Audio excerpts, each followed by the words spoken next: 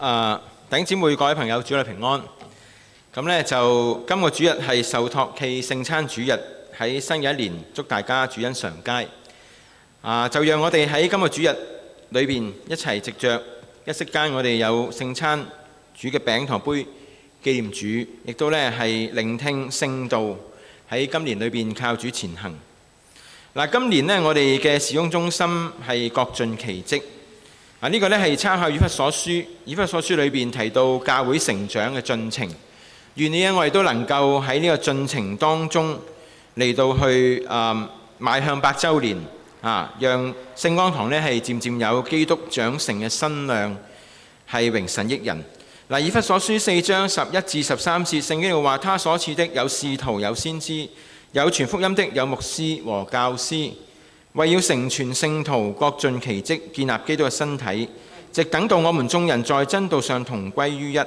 認識神嘅兒子，得以長大成人，滿有基督長成嘅身量。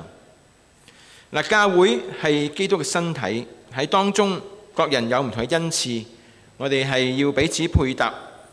我哋亦都係彼此成全，以能活出聖徒嘅生命。正如上次分享喺在世，我哋要作鹽作光。你要今年我哋話可以呢係我哋教會整體一齊學習侍奉嘅一年。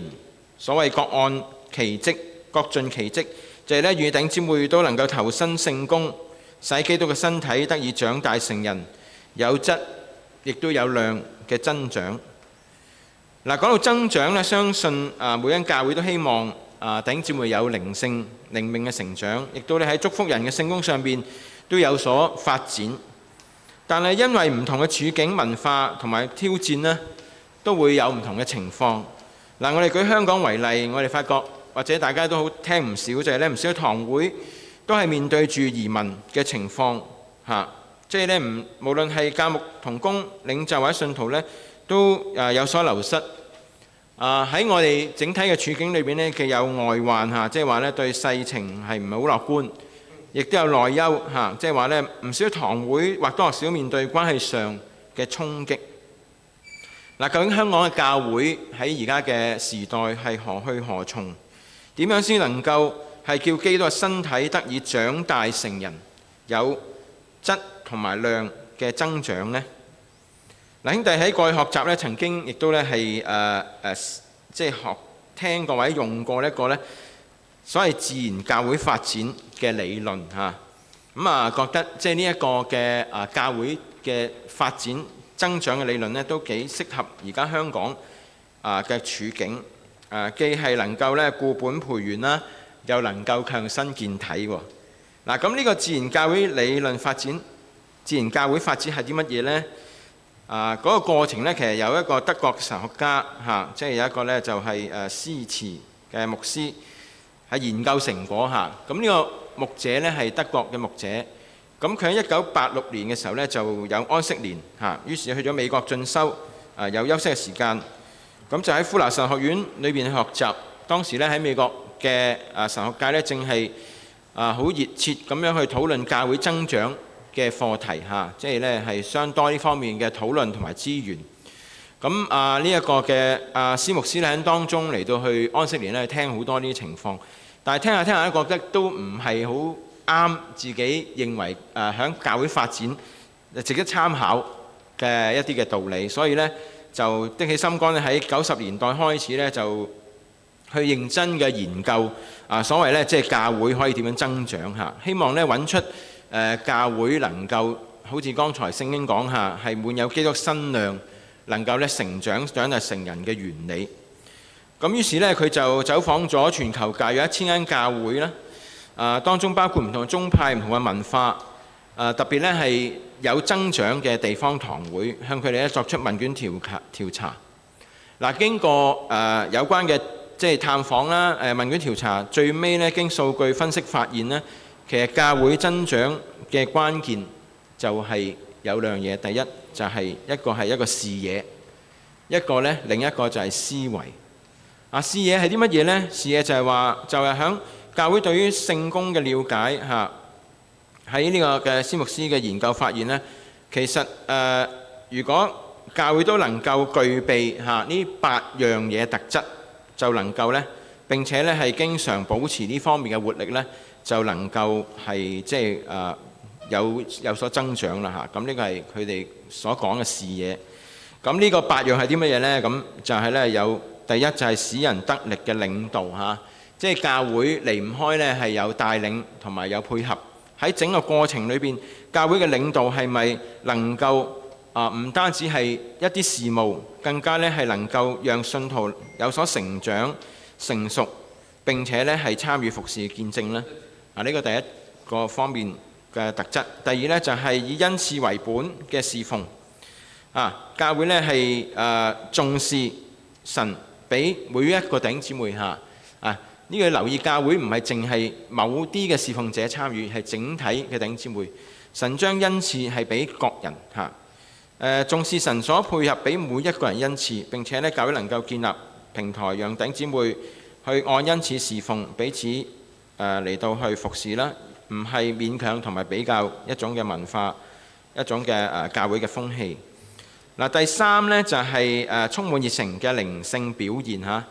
教會同埋信徒嘅生命力靈性嘅熱情係增長嘅關鍵喎。咁咧睇完日常生活，我哋大家喺平時嘅生活係咪充滿咗禱告、敬拜、讀經同埋見證呢？咁第四呢，就係功能健全嘅結構嚇，即係教會嘅組織譬如我哋大家都知，我哋有唔同嘅會議有董事會、執事會等等。呢啲嘅組織係咪能夠對應到我哋嘅功能？係咪讓弟兄姊妹參與其中係可以能夠發揮到呢，同埋成長呢？咁我哋都要活化呢個組織，以至能夠發揮呢教會使命嘅能量。第五同第六呢，就係激勵人心嘅敬拜即係往往呢係即係能夠發展嘅教會呢，喺崇拜生活裏邊呢，都係讓弟兄姊妹呢係有所造就，特別呢係能夠同神有一個深刻嘅結連即係每次翻到嚟喺啲教會崇拜當中，出教會之前我哋都能夠完咗個崇拜呢，我哋有一個好深嘅同神有一個結連嘅關係建立。全面兼顧嘅小組即係小組，我哋話呢係教會好重要嘅部分啦大家團契小組能唔能夠喺個團契裏邊，我哋除咗關懷之外，彼此分享結連，亦都有門徒訓練，喺信仰上面呢有委身跟從呢，咁呢個都係一個全面嘅兼顧嘅小組。第七、第八呢，就係需要為本嘅佈道事工教會都好講好多福音嘅工作，好多嘅活動，但係呢啲活動係咪回應到世人嘅需要呢？係咪按住佢嘅處境嚟到設計呢啲活動並且有跟進呢？咁呢個就係需要為本嘅事工，佈道嘅事工。願意直意呢係讓人認識上主嘅愛同埋真理。第八，最後呢，就係會眾相親相愛嘅關係信徒之間充滿愛同埋彼此關懷，建立和睦健康嘅群體。呢8樣嘢呢，就係即係司牧師佢經過咁龐大嘅研究之後呢，發覺如果教會都有呢個視野，即係話呢喺信徒領袖或者教會弟兄姊妹裏邊呢，都能夠關心呢啲嘅唔同嘅層面並且能夠優化嘅時候呢，就教會自然就能夠呢係增長起嚟。除咗視野之外呢，仲有一個思維就係咩呢？就係當留意呢幾樣嘢嘅同時，發現有啲係比較相對弱嘅地方，教會係要需要有勇氣去面對呢啲問題，去了解啦，去關心，亦都咧嘗試去優化即係我哋唔好諱疾忌醫願意呢能夠弱嘅地方都能夠健康起嚟呢個就係即係思維嘅所在。自然教會發展較特別嘅地方呢，就係唔限於領袖層，只係領袖認識我哋不如請一班領袖去學啦，學完翻嚟教會用啦，唔係咁樣，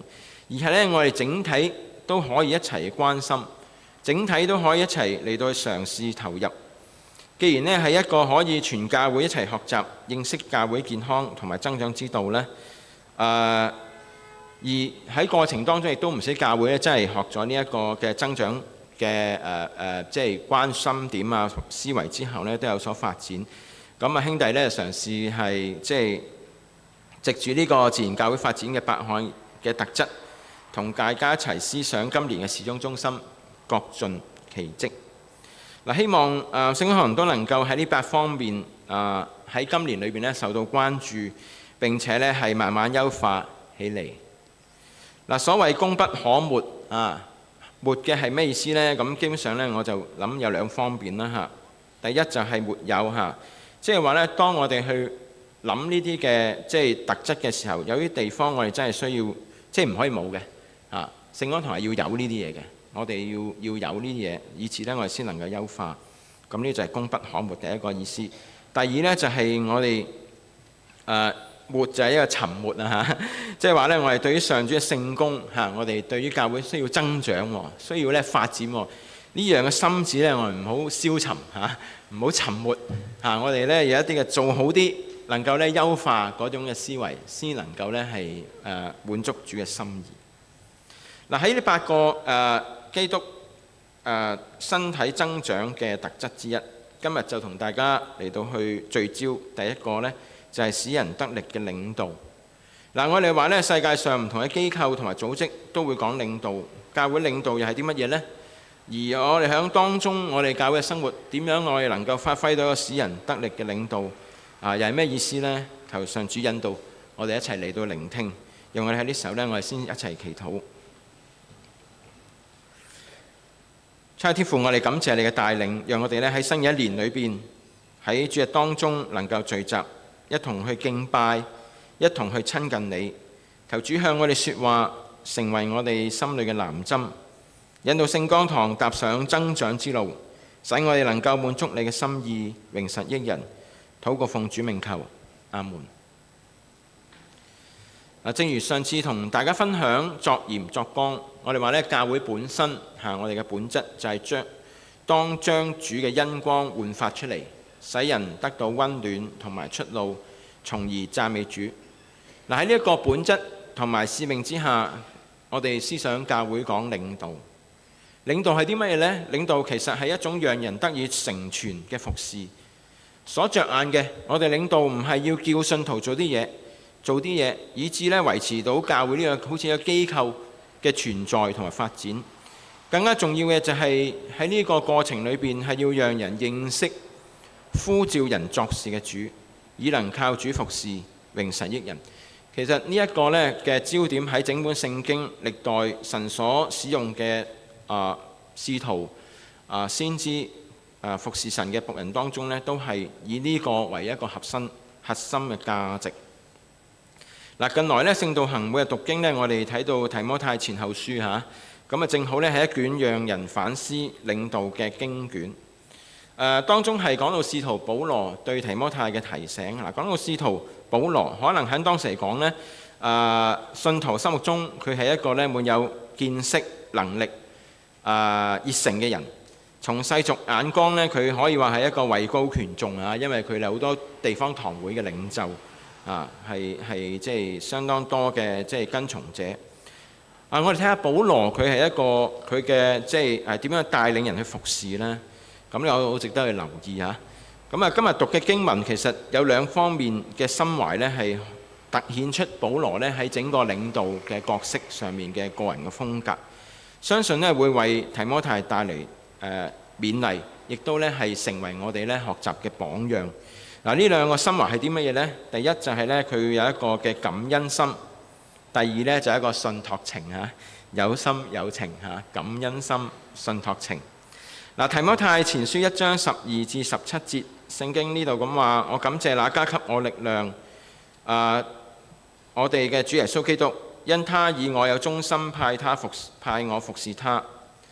我從前呢，就係褻瀆神、逼迫人、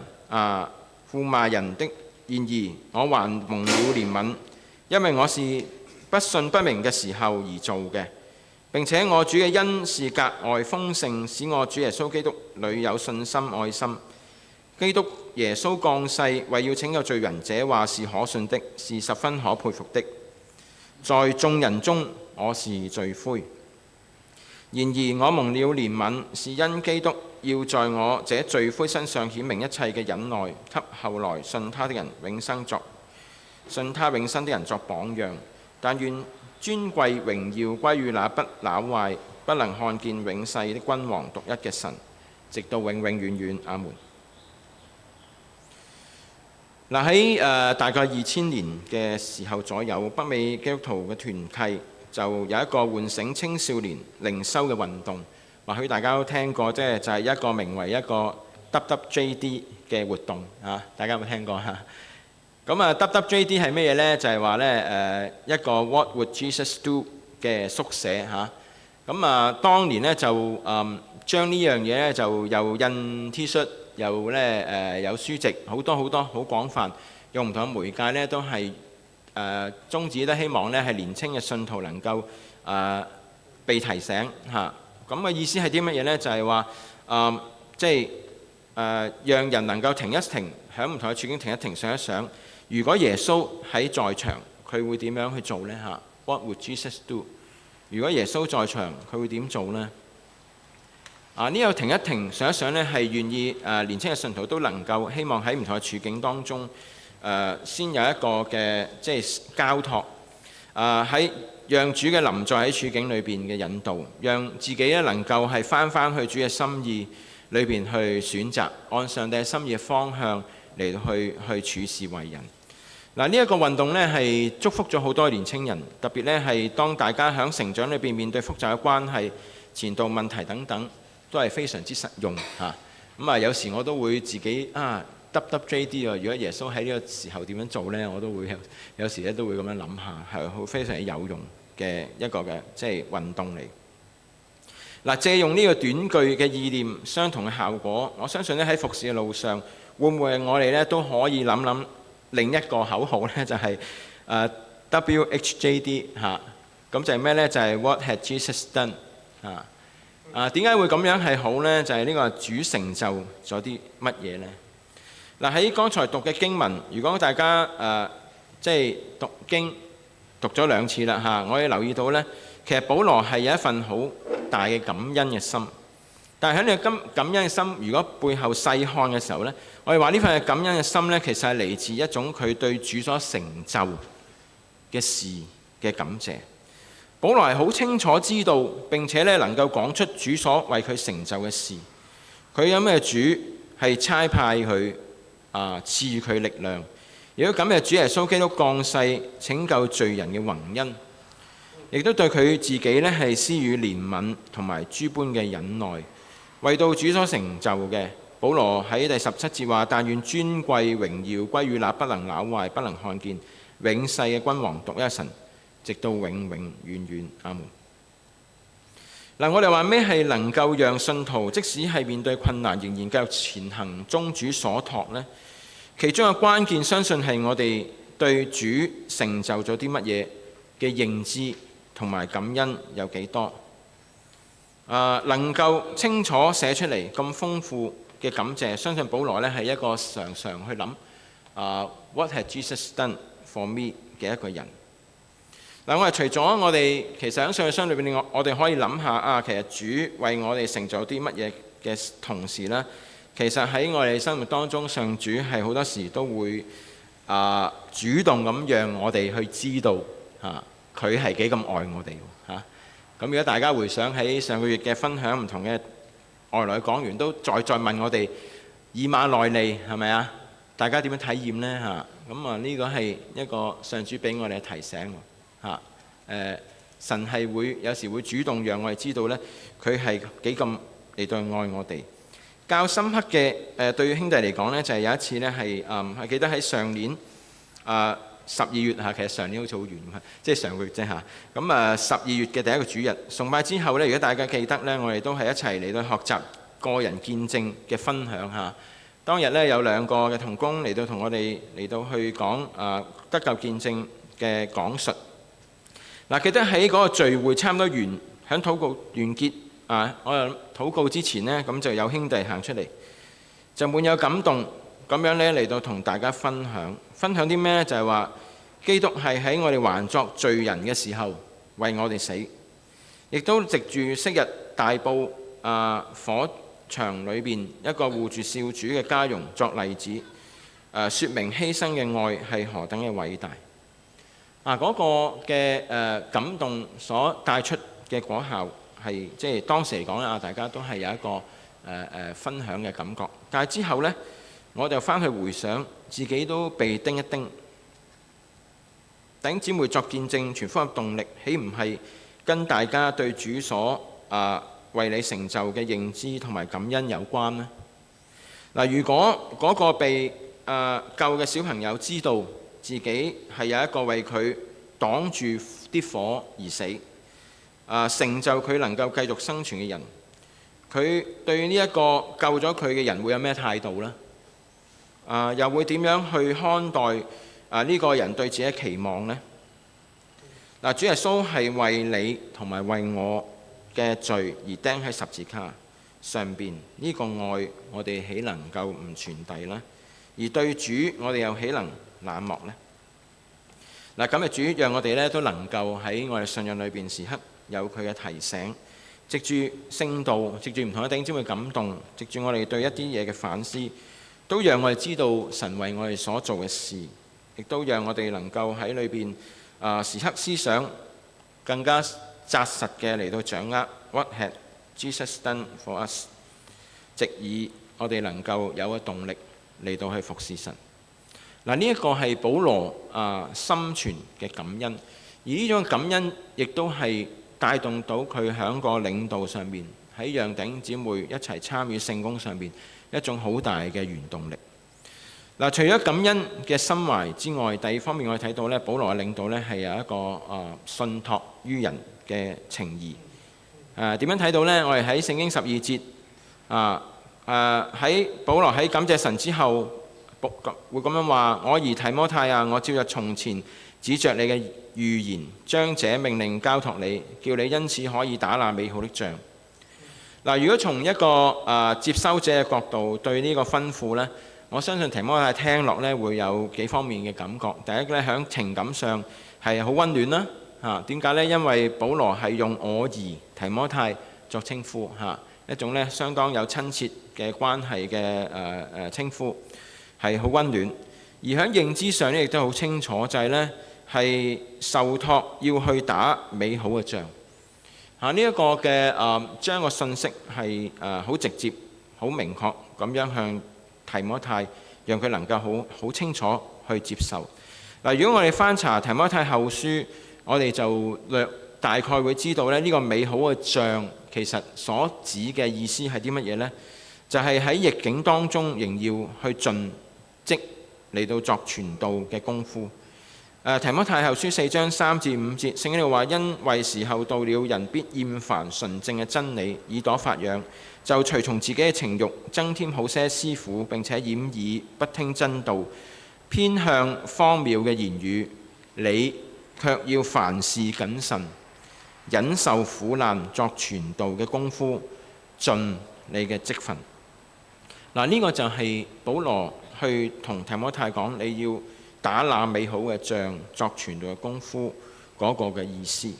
保羅唔單止係有親切嘅慰問，亦都有直接嘅受命，更加咧係賦予提摩太一啲嘅侍奉嘅錦囊，就係咧提醒佢要照住那從前指示你嘅預言嚇，即係話咧對於提摩太嚟講，佢知道曾經聽過一啲嘅神嘅引導同埋教導，呢啲嘅預言就係你嘅錦囊，以致能夠咧係好好咁樣打呢場美好嘅仗。所以從呢個經文裏邊，我哋睇到有一個過程，教會去實踐領導呢一個嘅服侍，其實係當中係會有感情嘅增長嚇。並唔係一啲事工好冰冷，大家做同埋唔做，跟住落喺一個評估嘅問題，係有感情嘅增長，有放手，有接收，有鼓勵，亦都更加寶貴咧係一個經驗嘅成傳。講到打美好嘅仗，大家都可能有印象。保羅喺提摩太面前講話：我就快澆奠，即係話佢就快呢係息勞歸主。佢都話：這美好嘅仗我打過啦。保羅係自己經過打美好嘅仗，然後去將呢個經驗同提摩太嚟到成傳。所以教會講領導其實係一種成人之美。作為領袖，我哋弟兄姊妹當中，我哋都會有時係參與領導嘅角色。我哋都會有時會邀請弟兄姊妹或者其他領袖去幫忙或者參與。喺過程裏邊，我哋真係要留意呢一個嘅邀請，呢一個嘅同行，其實係一種信任別人、將任務分派嘅過程。我哋咧唔好將呢樣嘢，即係叫人做嘢，只係睇為一種咧滿足自己或者做完啲事就算啦你幫我啦，完咗事就咁簡單，彷彿別人幫你做嘢咧係你完成任務嘅工具。我哋唔好咁樣嚟到有呢個風氣。我哋要係有分派，同時咧都要有錦囊，要有鼓勵。喺過程裏邊之後一重感恩，表達欣賞。呢種嘅領導，呢種嘅咧係大家係彼此分擔聖工嘅過程，可能會對領袖咧帶嚟會時可能更加複雜譬如你兩個弟兄姊妹做嘢，或者話彼此同行嘅時候咧，大家未必步伐一致，甚至咧有時可能會有啲喂好醒目喎，一講就明喎但係有啲咧就牛皮燈籠嘅喎有時就係不冷不熱喎，好似有啲工作大家交咗又好似未做嘅，唔喐嘅咁。但係有啲咧可能好有主見即係過程裏邊可能係形形色色。但係我哋話只要心存信心同埋忍耐，喺過程裏邊我哋多加鼓勵，事所合作嘅弟兄姊妹係親愛嘅同工，大家同行，大家嘅即係咁樣關係嘅時候呢，我相信往往出嚟嘅效果整體嘅教會因着咁嘅領導裏邊呢，都能夠係有主內嘅情誼增進。更加可貴嘅就係經驗得以成全，甚至呢係有所改良。唔係做領袖呢就一定啱好多時我哋都係透過同行之後呢，發覺有啲嘢做得好啲喎，咁有所改良，係更加相得益彰。喺教會做領袖，我哋話係既係處事，亦都係處人。喺過程當中，我哋有忠心，亦都有胸襟同埋信心，願與人一齊成長。呢個呢，我哋話就係保羅嘅信託情。保羅冇用一個高高在上呈現能力嘅師傅自居，反而強調自己喺罪人中係個罪魁，係一個咧罪孽深重嘅人。所以要見證嘅呢，保羅係喺呢度係講到主係仍然對自己係有一份嘅忍耐、憐恤同埋使用。基督嘅愛同埋信託令佢心悅順服，因此保羅係好珍惜能夠嚟到作主工，係覺得自己不配，但係仍然更加係願意不負所託。保羅嘅領導其實呢，如果我哋嘗試去睇返新約聖經呢，係好多學習之處，係好能夠啟迪同埋滋潤人心，亦都呢成為好多近代嘅學者研究嘅對象。兄弟對於過去就保羅領導嘅書籍，其中一個呢，我自己比較欣賞就係一個新約嘅學者Michael Gorman。佢呢就喺2001年出咗一本都幾能夠讓當時神學界覺得好好嘅一本書籍，就係咩呢？書名就係一個叫 Cruciformity Post-Narrative Spirituality of the Cross。呢一個嘅書嘅內容主要係講乜嘢呢？就係閱讀保羅佢以十字架為中心作侍奉經文。就如呢大家睇到嘅哥林多前書2章1至2節。哥文呢好將整個保羅嘅書信有關佢係講到十架中心耶穌犧牲受苦嘅經文做一個陳列，願意喺當中呢係透視佢個人嘅生命同埋呢佢牧養嘅神學。原來保羅喺整個嘅服侍嘅歷程裏邊，佢係非常之重視以受苦嘅基督嚟到去模造佢整個嘅品格同埋佢嘅侍奉嘅價值。受苦嘅基督就係佢整個嘅侍奉嘅焦點，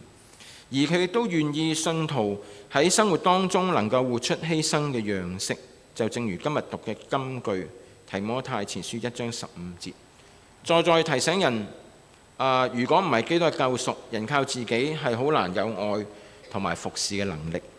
相反喺受苦嘅基督裏邊，人就變得活潑、有盼望同埋有能力。背十架嘅基督可以成為信徒實行謙卑、捨己愛人嘅榜樣。教會領袖係披戴住基督作領導、作服侍。今日喺崇拜之先，我哋一眾嘅堂董一種嘅執事，我哋都有預備。喺預備當中，我哋去彩排下一陣間嗰個嘅受託嘅儀節，但係同時最尾我哋都一齊去到十字架嘅前邊去禱告。嗰個意味就係基督嘅十架係我哋 shape 我哋嘅 serve life 嘅一個好重要嘅焦點，讓我哋都能夠喺當中一齊去成長。嗱，箴言第16章9節，聖經提到人心籌算自己嘅道路，為耶和華指引他的腳步。當人能夠貼近父嘅心懷，地上嘅一切就變得不再一樣。今日係受託暨聖餐主日，今日主呼召弟兄姊妹參與聖工。相信唔單止係一班站出嚟嘅領袖，更加係每一個弟兄姊妹，我哋都一同嚟領受呢個參與教會能夠增長嘅前進嘅一個嘅服侍。嗱，呢個係主對我哋嘅信託，願我哋都知道主為我哋所成就嘅，讓我哋以咁樣心嚟到回應，願主嘅心意得到滿足。亦願大家嘅領導呢係使人得力，能夠呢同弟兄姊妹一齊成長。此刻讓我哋一齊禱告。親愛的天父，感謝你嘅同在，讓我哋能夠係喺一年開始去聽到主你自己嘅教導，亦都以基督嘅愛大大嘅激勵我哋，為我哋知道，讓我哋知道所成就嘅，以致我哋今日係何等人能夠侍立喺你嘅跟前蒙你使用。但願尊貴榮耀歸於那不能朽壞、不能看見、永世嘅君王獨一嘅神，直到永永遠遠。同心禱告，奉主名求。